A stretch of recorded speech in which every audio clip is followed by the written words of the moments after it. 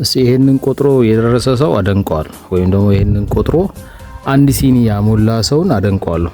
እና ይሄንን አሸዋ እስቲ ቁጥሩ ምን ያህል እንደሆነ ገምቱ። ምን ያህል ነው ብላችሁ ታስባላችሁ? አንዳንድ ምን ቆጥር አሸዋ ምን ያህል ነው ብላችሁ ታስባላችሁ? ይሄ አሸዋ እና ያንዳንዱን አሸዋ ፍሬ ለራሳችን እንደምናስበው አንድ መልካም ሐሳብ እንቁጠረውና ምን ያህል ሐሳብ ነው ስለራሳችን መልካም እናስበው? ይሄንን ሁሉ አሸዋ ይደርሳል ወይስ ከዚህ ይበልጣል ወይስ ከዚህ አሸዋ ያንሳል? ለራሳችን የምናስበው ሐሳብ ብንደምረው ምን ያህል ይሆናል? ቢደመር ምን ያክላል? ድምሩ 10 ይሆናል? 1000 1 ሚሊዮን ወይ ደግሞ ከዛ በላይ ምን ያህል ነው ብዛቱ? ብንደምረው ምን ያህል ይሆናል? በእርግጠኝነት ብንደምረው የአንድ ሲኒ አሸዋን አይሞላም።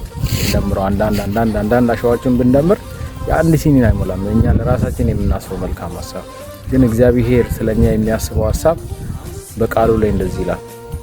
እግዚአብሔር ለኛ የሚያስበው ሐሳብ ብዛቱን ልንቀራችሁ ምን ያህል ትልቅ እንደሆነ ምን ያህል የማያልቅ እንደሆነ ምን ይላል? አቤቱ ሐሳቦች በእኔ ዘንድ እንደምን እጅግ የከበሩ ናቸው፣ ቁጥራቸውስ እንደምን በዛ፣ በቁጥራቸው ከአሸዋ ይልቅ ይበዛሉ ብሎ መዝሙረ ዳዊት ይናገራልና ምን ያህል ታላቅ አምላክ እንደሆነ ለኛ የሚያስበው ሐሳብ ምን ያህል ትልቅ እንደሆነ ብዛቱ ራሱ የማያልቅ ነው። እሱ አውቀን የማንጨርሰው አምላክ ስለሆነ ለኛም ያለው ሐሳብ የማያልቅ ሐሳብ ነው ያለው።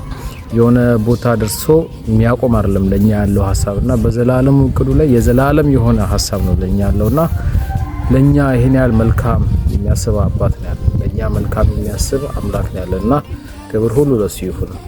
በሱ ሐሳብ ላይ መደገፍ ይሁንልን ለሁላችን። የሱ ሐሳብን ማግኘት ይሁንልን ለሁላችን።